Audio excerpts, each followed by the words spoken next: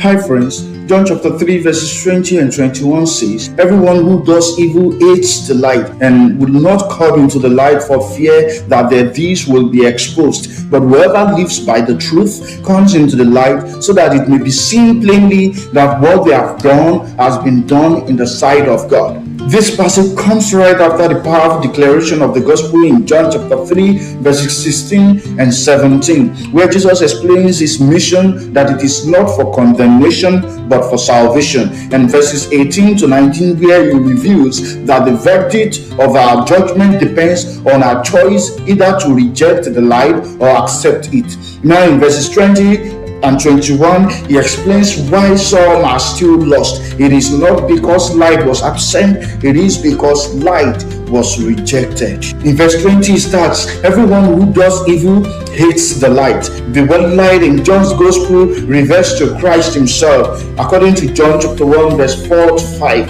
Jesus is the light. Evil here is not merely making mistakes, it is a settled practice of sin. The tense suggests habitual action. Notice, they hate the light. They refuse to come to the light. The reason is fear of exposure. The problem is not ignorance, the problem is exposure.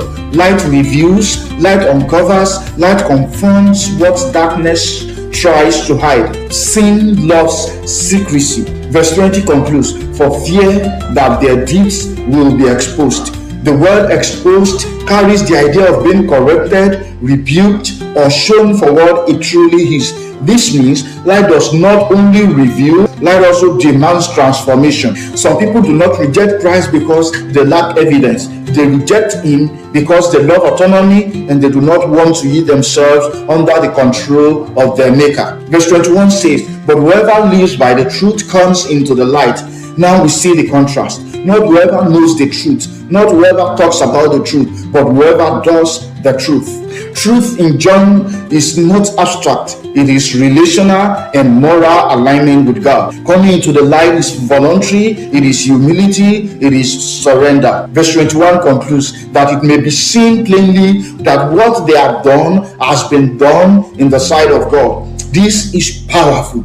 The righteous person is not performing for public applause. They are living consciously before God. Their works are not self-generated, not for reputation, but wrought in God, empowered by him. The difference between the two groups is not perfection versus imperfection. It is concealment versus surrender. My question to you, do you also hate the light?